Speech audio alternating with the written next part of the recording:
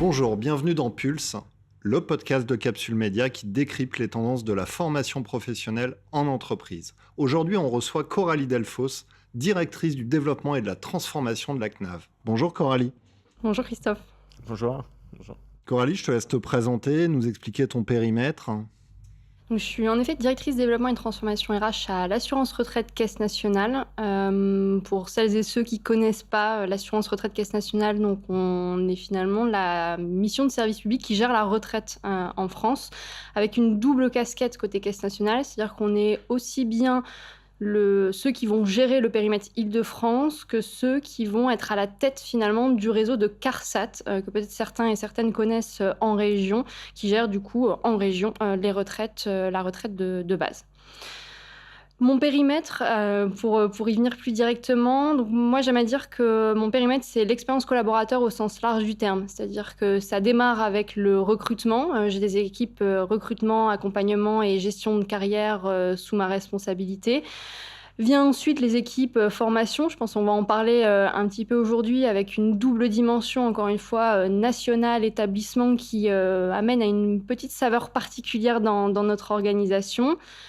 Un pôle qui est vraiment dédié à la veille, à la transformation, qu'elle soit RH ou qu'elle soit métier. Donc on a vraiment ces deux jambes-là et on va le voir, c'est hyper important quand on parle des enjeux de formation. J'ai la mission diversité et inclusion également avec moi, avec la petite touche particulière, en tout cas l'attention particulière qu'on a toujours accordée à la question du handicap, évidemment, qui est inclus. Et j'ai également avec moi un pôle coaching qui est peut-être parfois un petit peu moins cité quand on décrit le grand univers de la Caisse nationale et qui pour autant, en tout cas sur le sujet du jour, de la formation, de l'accompagnement, a été vraiment un choix à un moment donné d'investir sur cette dimension-là. Alors, juste pour rentrer un peu plus, la partie formation, aujourd'hui, c'est structuré comment l'équipe Là, j'ai compris qu'il y a quelque chose au niveau national et puis au niveau départemental, c'est ça ? Alors, on a la particularité, la DRHT particulièrement, donc la Direction des Relations Humaines et de la Transformation, d'être hybride. En réalité, on a les deux volets, c'est-à-dire que moi, mes équipes formation, donc j'en ai une qui va être un petit peu plus sur des sujets de transformation métier, d'accompagnement métier, de la compétence métier, et une autre qui va être un peu plus sur les fonctions transverses et support, mais qui va également avoir, c'est le charme de cette direction, un petit pôle de formateurs, enfin pas si petit en réalité, qui accompagnent eux, les salariés de l'Île-de-France sur des questions de formation support transverse, mais aussi sur des formations métiers pures, c'est-à-dire le réglementaire de la retraite sur lequel on forme évidemment nos salariés.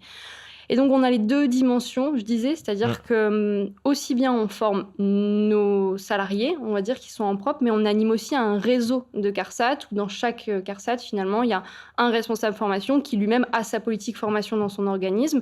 Nous, on vient finalement alimenter, décliner des orientations stratégiques, venir finalement nourrir ce réseau-là, dans une dynamique un peu de tête de groupe. Encore une fois, on est avec la particularité quand même, et c'est la chance qu'on a d'avoir 15 CARSAT, donc 15 interlocuteurs globalement, ce qui nous permet d'être peu dans une logique prescriptive, mais beaucoup dans la co-construction avec notre réseau.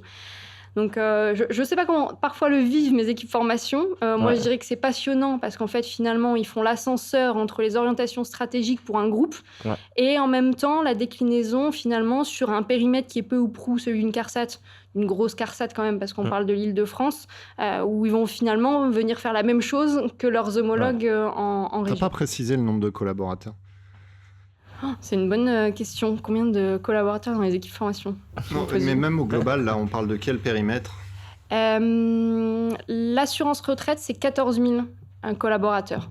Ça, c'est l'assurance retraite. La Caisse nationale, c'est 3 500 collaborateurs répartis entre des fonctions qui sont assez différentes en plus par ailleurs, où on va avoir, je dirais, à peu près un gros tiers de l'effectif qui est sur de la fonction informatique, sans doute un gros tiers de l'effectif qui va être sur de la fonction plus métier de ceux qui finalement font la retraite en France, et puis un tiers de fonctions plus nationales, en l'occurrence dans une dimension d'animation, de pilotage de ce réseau que j'ai pu décrire.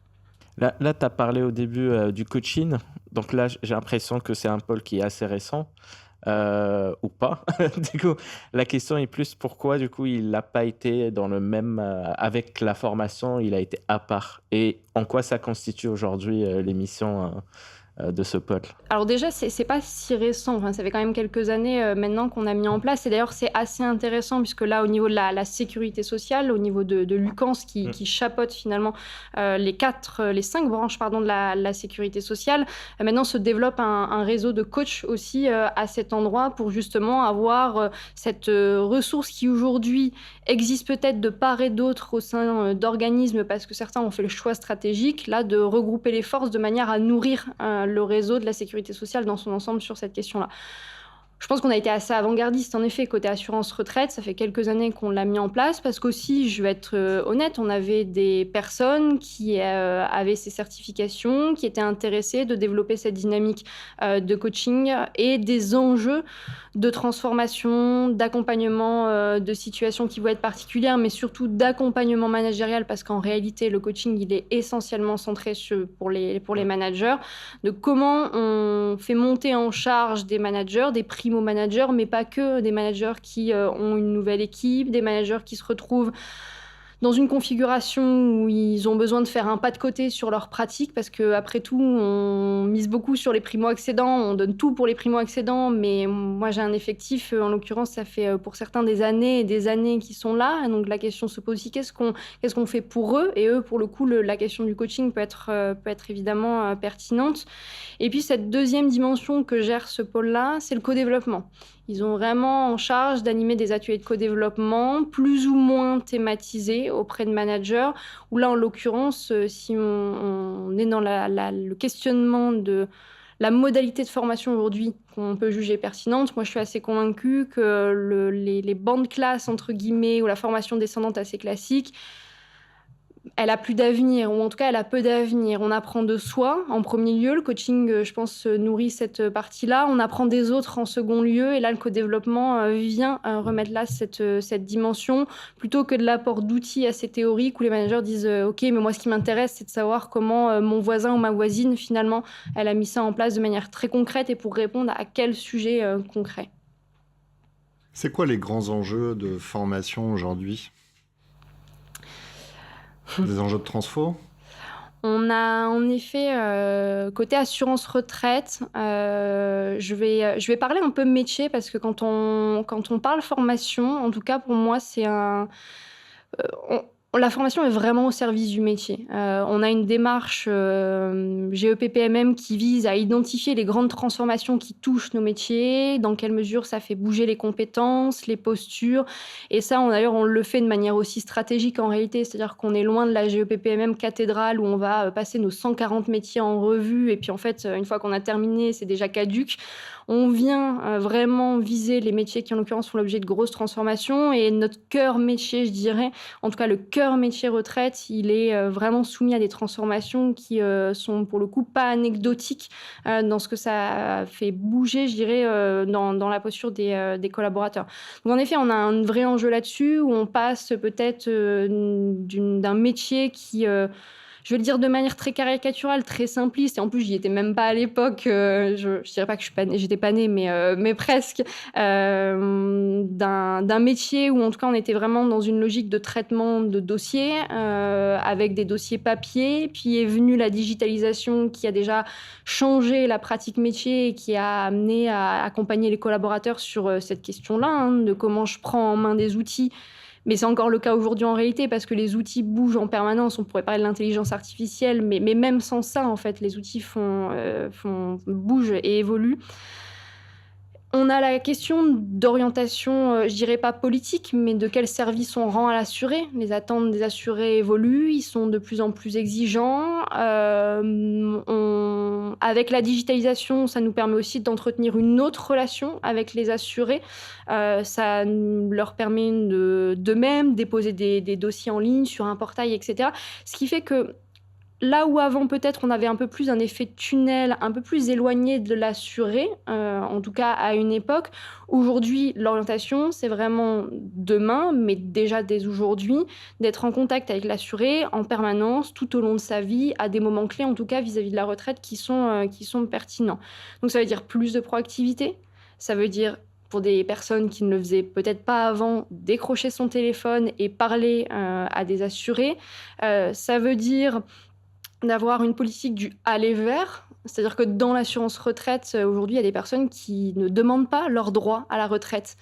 Et ces gens-là, nous, on a une mission de service public, il faut aller les chercher. Donc, ça ne va pas demander la même posture, ça ne va pas demander le même message, évidemment, que la personne qui appelle parce qu'elle n'est pas contente, parce que son dossier n'a pas été traité, de la personne qui est, pour le coup, assez normale et qui demande juste quelques infos. On voit bien qu'ils ont une palette aujourd'hui dans la relation avec client, puisque c'est le mot qu'on utilise même dans le service public aujourd'hui, qui est plus du tout la même et qui amène à un véritable changement de posture. Et ça, en effet, il faut l'accompagner avec des publics qui, en l'occurrence, sont là depuis aussi longtemps chez nous. Et c'est le gros avantage que l'on a. Je pense qu'on a une belle maison. Les gens, ils sont heureux. Ils y restent longtemps. Et donc, ça veut dire aussi comment on arrive à accompagner des personnes qui ont vécu plein d'évolutions, en fait, finalement, de leur quand on métier. t'écoute, on a l'impression qu'on passe de métier de gestionnaire administratif à des métiers de la relation client, qui sont deux métiers quand même très opposés, en fait. Donc avec des profils qui étaient plutôt habitués à faire du traitement papier puis digital. Et finalement, aujourd'hui, on leur dit, faut aller au contact, faut appeler les clients, nous, en fait, quand on arrive à peut-être 1 an, 2 ans de la retraite et quand on y est. Du coup, ça demande quand même une transformation assez radicale en matière de compétences comportementales déjà. Ouais, clairement, oui, c'est là où il y a un changement de braquet qui s'opère. Après, qui n'est pas non plus violent. C'est-à-dire que c'est des petites choses qui, petit à petit, par la digitalisation, par le déploiement d'un outil, par le déploiement d'une certaine procédure, les amènent petit à petit.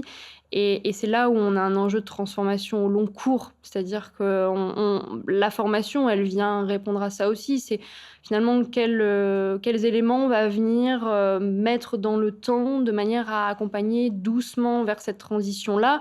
Et puis évidemment, avec des enjeux qui sont différents pour des personnes qui vont arriver maintenant, où on vient plus chercher la même chose dans le processus de recrutement. Évidemment, on va aller chercher beaucoup plus peut-être qu'il y a une dizaine d'années, avec des appétences qui sont en effet tout à fait différentes. Et donc, se pose aussi la question de la personnalisation de la formation face à des profils qui peuvent être assez divers et variés.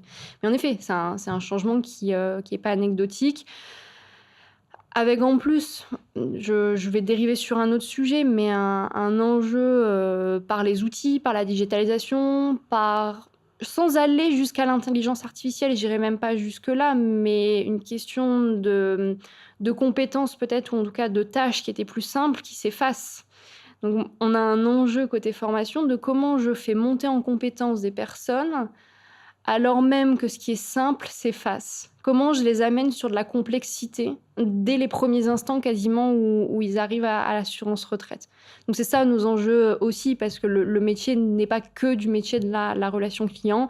La retraite, c'est complexe. La retraite, elle bouge tous les jours quasiment. Là, on en a une dernière réforme, on aura sans doute d'autres à venir. La retraite, il ne faut pas oublier qu'on reconstitue la carrière de personnes sur une quarantaine d'années, avec une politique sociale aussi qui entoure la retraite. Pour vous prendre un exemple très concret, je ne connais pas les textes de loi par cœur, je ne suis pas pour le coup dans le métier retraite, mais on sait qu'il y a des lois. Un exemple très concret, si quelqu'un, généralement plutôt un homme, on ne va pas se mentir, est condamné pour violence conjugale, il y a des dispositions qui existent pour faire en sorte que la personne ne touche pas la pension réversion de sa femme au moment où elle meurt. Vous voyez bien le niveau de détail dans lequel je vais législatif là, par cet exemple-là, ça dit quelque chose de la complexité de la retraite qui ne sera pas la même que quand on est sur des périodes plus restreintes ou sur du traitement, en effet, si je prends le reste de l'univers sécurité sociale, où on est sur des traitements peut-être, en tout cas, qui ne touchent pas toute la vie d'une personne. Et du coup, c'est quoi les solutions que vous avez apportées jusqu'à maintenant, donc en termes de formation?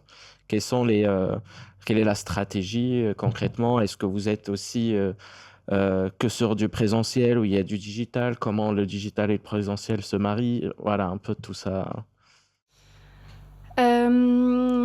Alors, on aura plusieurs stratégies en réalité quand même, parce que si je prends le cœur métier, on a une formation initiale qui dure 18 mois. En tout cas, pour vraiment nos conseillers retraite, ça dure 18 mois. C'est beaucoup de choses en effet, comme je le disais, à leur faire ingurgiter, pardonnez-moi de l'expression, mais c'est ça, hein, il y a une réglementation, il faut à un moment donné, il faut comprendre l'outil, il faut comprendre comment il fonctionne, etc. Donc on a essayé d'avoir un découpage assez optimal quand même, que les choses arrivent au bon moment, et surtout des grosses périodes de, en fait, vous allez vous entraîner sur des vrais dossiers, parce que à un moment donné, c'est bien beau la théorie de comment l'outil fonctionne ou la réglementation fonctionne, mais en fait, il faut des vraies périodes d'immersion avec des personnes qui sont vraiment techniquement à côté d'elles, la supervision très rapprochée, une dimension presque très individualisée, avec quand même aujourd'hui sur cet aspect-là du présentiel qui est encore là, parce que c'est tellement complexe que c'est plus facile aussi de faire de la supervision avec quelqu'un à côté de soi qu'à distance. Enfin, je pose la question, un superviseur ou une superviseuse, comment elle va ou il va aller suivre les uns et les autres s'ils sont à distance, c'est plus complexe. Après, on le fait. On le fait quand même parce qu'évidemment, les attentes de conciliation vie pro, vie perso, le souhait de flexibilité, quand on a 18 mois de formation, il faut bien à un moment donné quand même aussi réussir à l'implémenter dans ces gros dispositifs. Pour ce qui est du reste, parce mes départements de formation ne s'occupent pas que de ces formations-là, on est vraiment sur en effet une logique de blended learning. Enfin, clairement, on a de l'hybride, on a des modules qui vont être en distanciel, en asynchrone, on a des moments où on va rassembler les gens quand même en formation, avec une tendance quand même post-crise sanitaire, où je crois qu'on a eu un gros balancier, on digitalise parce que obligation, et du coup on s'accoutume à ça. En plus, je pense qu'à ce moment-là, on trouvait tout ça assez sympa finalement de ne pas avoir à se déplacer pour aller en formation. Je pense maintenant, 4 ans après, en le disant, je me rends compte que ça commence à faire loin. 4 ans après, les gens demandent à se retrouver quand même. Ils revoient l'intérêt de la formation, d'être plusieurs jours avec un collectif, de créer un lien qui quand même ne se crée pas à distance, de pouvoir se déconnecter vraiment de son activité, parce que quand on est à distance, oui, il y a Outlook qui est ouvert, il y a Teams qui est ouvert, on est vite tenté quand même d'aller voir 2 trucs à droite et à gauche. Donc on est quand même dans une logique de blended learning, mais je pense qu'il faut de plus en plus qu'on pense parcours, quoi. C'est plutôt que de mettre à disposition des tas et des tas de ressources, sans un peu nudger, de dire en fait le chemin quand même il est celui-là et on va vous aider, parce que sinon trop de ressources tue la ressource, et les gens disant mais moi j'ai pas le temps, je sais de toute façon pas où est-ce que je trouve les choses. D'avoir un parcours, de dire première étape, vous suivez tel module, deuxième étape il y aura une formation, troisième étape il y aura du co-développement sur telle question, on se reverra X mois après. Voilà, d'avoir vraiment cette logique de parcours. En tout cas moi j'y crois. Je pense qu'il faut vraiment qu'on aille là-dessus, et c'est ce qui fera la valeur ajoutée de la formation, avec je pense aussi un investissement managérial dans la formation. Aujourd'hui, j'ai un enjeu que les personnes qui partent en formation, ce que j'ai envie de suivre comme indicateur, c'est pas le taux de déploiement. Évidemment, je vais m'y intéresser. J'ai besoin et c'est d'ailleurs quelque chose qui est très fort, je pense, à l'assurance retraite. On a une capacité à former un nombre important de personnes, et on le fait, et ça nous tient à cœur. Et moi, mon indicateur qui m'intéresse, c'est pas tant la satisfaction des personnes, qu'elles aient passé un bon moment, c'est chouette. Je suis très contente si elles ont passé un bon moment. Par contre, moi, la question, c'est est-ce qu'à la fin, elles ont l'impression d'avoir appris quelque chose, et est-ce qu'à la fin, ça les amène vraiment à évoluer en termes de compétences et à les mettre plus à l'aise par rapport aux Et comment attendus. tu mesures cette performance, justement, des formations pour savoir si effectivement elles ont atteint leur objectif ? Mais c'est un travail sur lequel on planche, parce que c'est pas si évident en réalité. Ça demande quand même beaucoup d'outillage dans une fonction, la formation. Je sais pas ce que vous diront En fait, nous, souvent, quand on pose la question, en face, il y a un enjeu business. Donc, c'est généralement, ça va être rattaché à l'atteinte des objectifs business. C'est-à-dire, OK, les formations ont fonctionné, on a pu constater, c'est un exemple, une augmentation des ventes sur tel BU. Donc voilà, ça, c'est un indicateur. Mais vous n'êtes pas impacté par ça. Vous êtes principalement sur du respect de la réglementation et du qualitatif. Est-ce qu'il y a quand même un enjeu business ? Oui, on peut parler de performance dans le service public.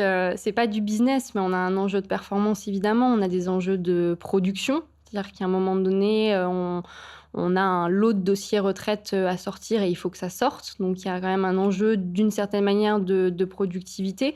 Alors, à modérer à certains endroits, mais on a un enjeu, évidemment, de productivité. On a un enjeu de qualité, que les personnes aient bien le bon droit, que ce soit juste, en tout cas, la retraite qu'elles vont percevoir ou autres prestations par ailleurs. Donc, oui, il y a un enjeu de performance. Et côté métier, c'est ces choses-là qu'on va aller regarder, en effet, avec quand même toute la précaution gardée sur la notion de productivité, qui, je pense, est très dépassée sur, comme je vous le disais, des métiers qui sont éminemment complexes, de parler de productivité.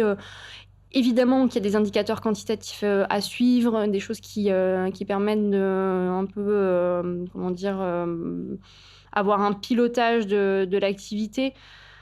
Néanmoins, ce mode un peu tayloriste de la productivité, il a complètement ses défauts dans des fonctions qui sont très intellectuelles, très complexes, où ça voudrait dire que telle personne doit traiter X dossiers par jour. Enfin, c'est complètement, en l'occurrence, complètement dépassé. Oui, Mais néanmoins, on on a regarde la ces, nature des dossiers, c'est pas possible en plus. C'est très changeant d'un dossier à l'autre. c'est assez changeant. Après, il y a quelque chose qui est très culturellement ancré. Et là, typiquement, nous, cette année, on a vraiment, et ça se place dans la droite lignée d'autres choses qu'on a pu pousser les années précédentes, mais on interroge la question du management de la performance, où on est venu accoler le mot durable. C'est-à-dire que la performance, le pilotage par les indicateurs, on a besoin des indicateurs pour piloter la performance. Néanmoins, c'est pas l'alpha et l'oméga non plus, parce qu'on voit bien entre une équipe où ça fonctionne et une équipe où ça fonctionne pas. Souvent, quand on regarde, c'est pas le pilotage des indicateurs qui fait la différence. C'est comment le manager anime le collectif de travail, comment il manage les injonctions un peu contradictoires, paradoxales auxquelles il peut être confronté entre d'un côté il faut répondre à l'objectif à court terme, d'un côté il faut que tu prépares tes salariés au monde de demain, de l'autre tu dois participer au chantier de transformation. Et donc on voit bien que le bon manager finalement est celui qui arrive à avoir une performance et une performance durable. C'est quand même celui qui, en l'occurrence, ne s'intéresse pas qu'aux indicateurs et qui va aller chercher les autres leviers de performance.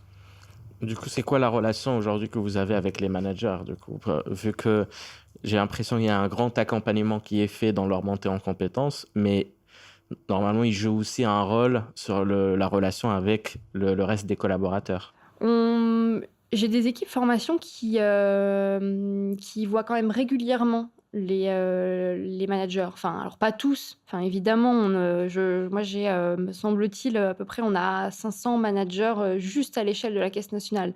Ils vont pas parler aux 500 managers tous les jours. En revanche, il y a évidemment des moments clés dans l'année où ils vont aller parler aux managers et notamment évidemment à toutes les échelles, au moment des entretiens annuels, au moment des entretiens professionnels, au moment où on réfléchit au plan de développement des compétences pour l'année à venir. Tous ces moments-là sont des moments d'interaction et d'autres moments plus informels comme les amphiveux, les journées du personnel, ces choses qui sont de l'ordre de la sociabilité d'une entreprise. Finalement, c'est des moments où aussi on capte des choses. Alors oui, ça rentre pas dans une case d'un tableau Excel de reporting, mais c'est cette matière-là aussi qu'on va chercher. Et puis, moi j'ai la chance, ma direction, j'ai les personnes en charge du recrutement qui sont juste à côté.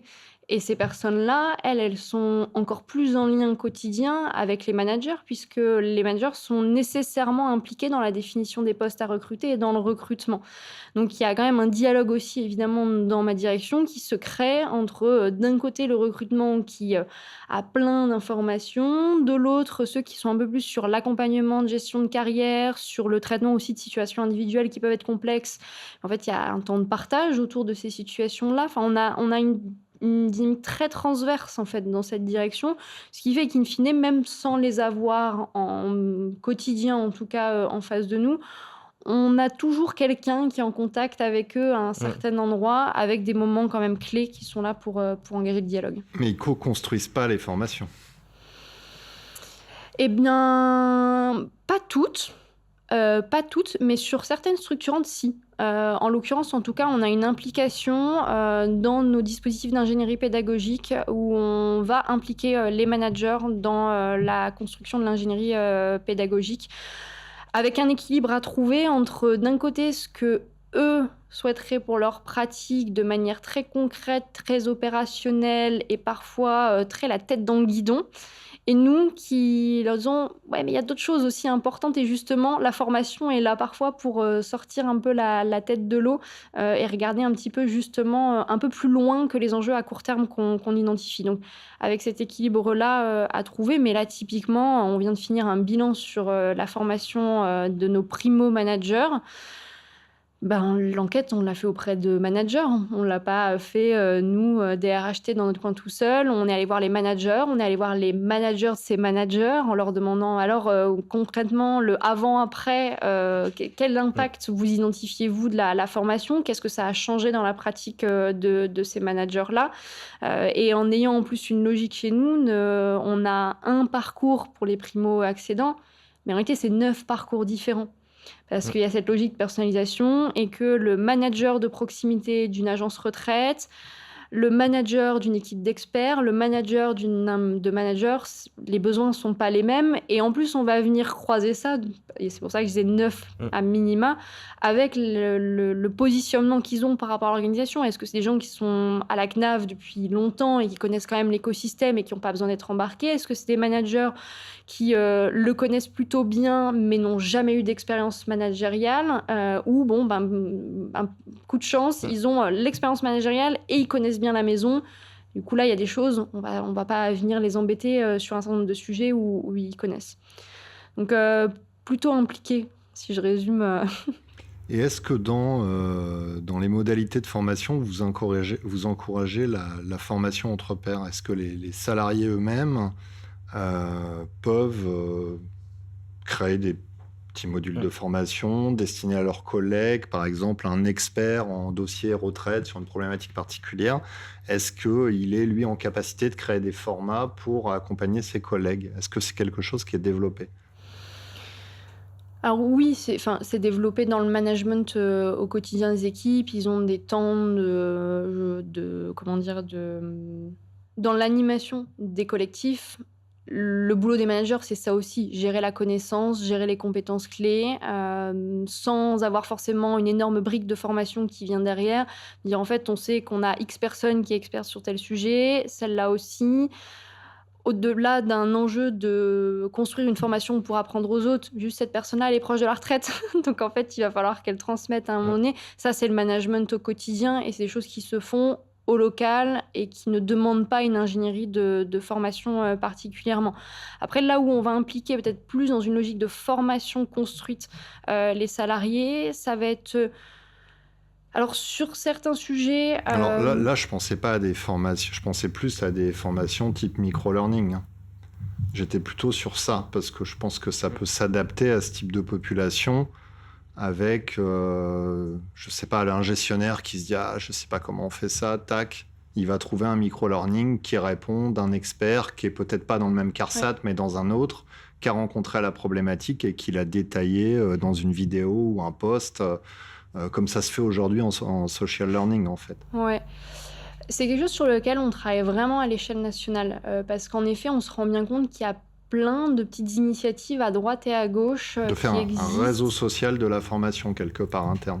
Mais on a quand même, pour répondre à la question, nous, à l'assurance retraite, on a ce qu'on appelle la petite entreprise, où on a justement demandé à des salariés de CARSAT volontaires, donc l'occasion de mélanger le national, les CARSAT, etc., de se poser sur cette question de la formation de demain. Et en effet, ce qu'il en est ressorti, c'est exactement ça. C'est d'avoir des micro-modules assez courts, et puis d'ailleurs souvent associés à des fiches, évidemment, des modules très courts sous un format plus ludique qu'on peut avoir aussi par ailleurs. Moi, j'ai le souvenir d'une micro-vidéo sous format bref pour expliquer la question de la cession des biens immobiliers et la prise prise en compte dans le calcul des droits pour la retraite. Alors, je pense qu'il y a un conseiller la retraite qui m'écoute, il doit dire que je dis absolument n'importe quoi. Mais c'était l'objet et pour le coup, ça fonctionne plutôt bien. En effet, c'est court. Après, la question que l'on se pose, nous, sur ce genre de module-là, c'est comment industrialiser quand même un petit peu ça, parce que ça demande quand même une implication des collaborateurs et qui aujourd'hui, certains le font par engagement, d'autres, en l'occurrence, se disent concrètement par rapport aujourd'hui aux attendus qu'il peut y avoir en termes de performance, je n'ai pas l'énergie ou en tout cas je considère pas avoir la bande passante pour pouvoir m'investir sur ces sujets-là. Après, c'est là où il y a question de la performance que j'évoquais tout à l'heure, c'est comment on valorise ça aussi dans cette transformation-là. C'est-à-dire, et moi là je lance une expérimentation dans une direction vraiment métier côté Caisse nationale, où l'idée, c'est de ne plus manager uniquement et notamment dans la définition des objectifs par des objectifs chiffrés quantitatifs, mais des objectifs collectifs sur le pur métier, mais sur l'à côté qui fait la performance aussi. Et donc typiquement, ce genre de questions, on peut venir aussi les appréhender de cette manière-là, de manière à dire en fait, ça a une valeur pour la performance et on vient le valoriser à un endroit. Mais on en est, je pense, au début et c'est une voie qu'on explore. Du coup, quels sont les projets sur lesquels vous travaillez ou vous comptez travailler dans les prochains mois, prochaines années, hein, si vous avez une idée, si on a une idée sur ça. Peut-être pour parler un peu moins du métier et du reste, si je prends les sujets un peu plus transverses, parce que ça reste quand même des gros projets, je dirais qu'on a 3 piliers, enfin en tout cas 3 sujets sur lesquels on a à travailler. Le premier, c'est vraiment la question de la transition numérique. Enfin, pour nous, elle est pas du tout derrière nous. Enfin, on a, comme je le disais, des outils qui changent en permanence. On a un enjeu de protection des données qui est hyper fort. L'assurance retraite, on gère la retraite de 14 millions, me semble-t-il, de retraités en France. 14 millions de retraités et toutes les données qui vont derrière. On a un enjeu évidemment sur juste les outils bureautiques classiques qui évoluent super vite. On voit bien Teams, ils ont changé de version là encore, mais en fait, pour des gens peut-être qui sont très accoutumés de ces outils-là, il n'y a pas tant de sujets, mais on a aussi plein d'autres qui sont beaucoup moins à l'aise avec cette question-là. Donc on doit réussir à ne pas les perdre en route, ces personnes-là. Et ça, c'est un enjeu. Et pour le coup, on a une démarche que je trouve assez intéressante qu'on a déployée qui s'appelle PIX, où on est vraiment sur de l'autodiagnostic de la compétence numérique avec un système qui, et c'est là je remercie l'intelligence artificielle d'arriver sur le terrain de la formation, qui vient s'adapter en fonction finalement du niveau de difficulté des réponses qui sont apportées par la personne qui passe le module. Donc ça, c'est génial parce qu'on a un autodiagnostic où ça se complexifie si la personne est bonne, ça se simplifie si la personne elle est un peu plus en retrait. Ça, c'est des dispositifs qui sont sur ces champs-là hyper intéressants à explorer. Et puis enfin, on a le sujet de l'intelligence artificielle quand même. Là, pour l'instant, je pense que tout le monde se pose encore la question de dans quelle mesure ça va impacter mes métiers, comment je vais ouvrir l'accès ou pas à mes collaborateurs sur la question. Mais on aura un enjeu d'acculturation, il est évident, sur la question de l'intelligence artificielle, parce que sinon on va passer à côté. Si les gens jouent juste à ChatGPT en ne sachant pas rédiger un prompt qui leur permette d'obtenir quelque chose, l'intelligence artificielle, en tout cas sur ce volet-là d'IA généraliste si je prends cet exemple-là, n'aura pas grand intérêt. Donc ça, c'est un premier quand même champ qui est assez large. Le deuxième champ, c'est celui de la QVCT et de la santé mentale aussi. Et je pense qu'il y a vraiment une question, alors que je l'entends peu, j'en entends pas beaucoup parler. C'est-à-dire qu'on parle souvent des managers sur cette question. On parle assez peu des collaborateurs et de leur propre rôle qu'ils ont dans le management de leur propre existence finalement. Et la question de l'autorégulation, la question de l'automotivation, la question de l'auto-apprentissage aussi dans un monde qui est mouvant. Toutes ces questions-là, je pense qu'on doit réussir à les adresser sur ce plan-là. Et la deuxième question, sur le plan des conditions de travail, la question du dialogue réel autour du travail. Ça, il y a un enjeu de managérial, mais pour que les gens parlent vraiment du travail et résolvent à leur échelle des Mm. sujets relatifs au travail, il faut qu'ils apprennent à se parler. Il faut qu'ils apprennent à prendre le recul sur un certain nombre de choses. Il faut qu'ils apprennent à connaître et prendre en compte l'écosystème qui les entoure. Il faut qu'ils apprennent à faire preuve un peu d'empathie, de comprendre que leur situation, ils la vivent de cette manière-là, mais que l'autre en face la vit pas de la même manière. Donc il y a quand même, par rapport à cette question du dialogue, qui je pense est une cible souhaitable et de toute façon inévitable, et c'est pas nouveau, hein. Christophe Dejour en parle depuis des années, et même depuis des décennies sans doute. Il faut accompagner les gens aussi à dialoguer sur ces questions-là. Et je fais le lien d'ailleurs avec le sujet de la diversité et de l'inclusion. On le voit bien sur le sujet de la diversité et l'inclusion, la simple sensibilisation, entre guillemets, à dire on a tous des biais cognitifs, voilà, maintenant que vous le savez, bah, vous allez y faire attention, ça marche pas. En réalité, la recherche le dit, ça fonctionne pas. Par contre, de se poser la question de c'est quoi les conditions qui créent un environnement de travail sécurisant avec une forme de sécurité psychologique, c'est la question des compétences, pour le coup, un peu plus émotionnelles, des questions un peu plus, je dirais, que je rattacherais à cette notion d'intelligence situationnelle. Moi, on me demande tous les jours, diversité, inclusion, Coralie, mais qu'est-ce qu'il faut faire? Oui, mais il faut qu'on développe l'intelligence situationnelle des personnes, hein, parce que juste la liste de ce qu'il y aurait à faire ou pas faire fonctionnera pas, puisque c'est dépendant d'un contexte. Donc on a un véritable enjeu sur ces questions un peu Mm. QVCT qui embrassent énormément de choses. Et enfin, le dernier, et je m'en arrêterai là, c'est la question écologique aussi. C'est comment finalement on embarque nos collaborateurs sur ces questions-là, qui ont pour certains et certaines une grosse appétence en plus personnelle sur la question.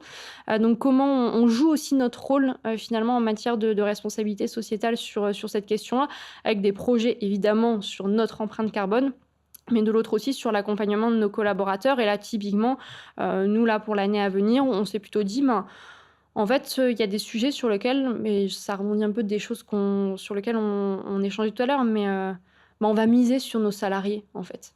Sur cette question-là, il n'y a pas quelqu'un qui a plus une expertise qu'une autre. Alors oui, évidemment, on a des chefs de projet, etc., mais on a plein de personnes qui, aujourd'hui, savent animer la fresque du climat, s'intéressent à l'atelier d'automne, mais en fait, on va constituer un pool de formateurs qui sont des salariés. On leur dit, on vous libère du temps pour vous sensibilisiez vos collègues à la question typiquement environnementale. Voilà, ça fait quand même quelques enjeux Ça fait pas mal de projets déjà. Ça fait pas mal de projets, Comment on priorise Il y a quand même un point commun à tous ces projets, qui est de responsabiliser le salarié, enfin le collaborateur. C'est clair. Et alors, je dis ça un peu brutalement, mais on a fait 8-9 épisodes. C'est quelque chose qui revient souvent dans les discussions avec les DRH. On est aussi sur un changement on est sur un changement radical où avant, on était plus dans une posture de se dire qu'est-ce qu'on apporte aux salariés, mais sans se dire, mais le salarié doit aussi prendre l'opportunité qu'on lui tend. Et c'est en ça qu'aujourd'hui, les stratégies RH sont aussi en train de changer dans la responsabilisation des collaborateurs. Parce que si on travaille sur des plans de formation, si on travaille sur des plans de développement des compétences, encore faut-il qu'en face, le ou la collaboratrice saisisse les opportunités tendues par l'entreprise. Et ça aussi, c'est important, y compris dans le cadre d'un projet RSE. Il y a des gens qui vont passer au-dessus. C'est bien de les sensibiliser, mais il faut vraiment les engager à entrer dans l'action. Oui, et puis sur cette question de l'autonomisation, la responsabilisation, elle est réclamée par ailleurs. La question du sens, etc., elle passe aussi par cette dimension-là. Donc c'est à un moment donné d'entrer en cohérence, en effet. Et c'est parfois la difficulté, oui, qu'on peut avoir entre des personnes qui demandent une forme de flexibilité, de responsabilisation, d'autonomisation, et puis qui en même temps... dès qu'il faut se mouiller un petit peu, non, pas trop quand même. Donc, en effet, c'est un accompagnement de changement de posture. Et c'est presque une redéfinition du contrat social, par endroit qui est en train de se jouer. Et là où Je pense qu'il y a une vision stratégique très forte portée par Jérôme Frito sur la question à l'assurance retraite depuis quelques années, qui passe aussi par la question de l'organisation du travail. Soit avec notre modèle de télétravail, qui aujourd'hui on est à une enveloppe de 100 jours annuels, où on se dit qu'on laisse la main finalement au collectif et aux individus de s'organiser autour de cette question. On a la question des horaires variables, on a la question de la semaine en 4 jours qui amène d'autres enjeux. Bref, un enjeu de personnalisation de l'expérience qui amène en effet à responsabiliser aussi les individus et d'un point de vue managérial aussi, à gérer évidemment ces singularités, mais gérer aussi la question du collectif. Qu'est-ce qui fait sens dans ce collectif ? Quel est ce qui nous lie au-delà de ces singularités qui s'expriment à droite et à gauche, notamment par l'organisation du travail ? Et ça s'accompagne, oui, au niveau des managers, mais aussi au niveau des collaborateurs. On va passer à notre petite séquence quiz. Hamza, je te laisse... Oui. Alors, on a 10 questions. Assez faciles. Alors, la première, formation en ligne, révolution ou simple mode ? Bon, révolution, si tu vas choisir révolution. Pause café, véritable pause ou meilleur moment pour réseauter ? Véritable pause. Apprendre en jouant, révolution ou récréation ? Révolution. Auto-formation sur YouTube, démocratisation du savoir ou bricolage des connaissances ? Démocratisation du savoir. Les robots remplaceront-ils les formateurs, oui ou non ? Non. Formation obligatoire en entreprise, motivation ou punition ? C'est long.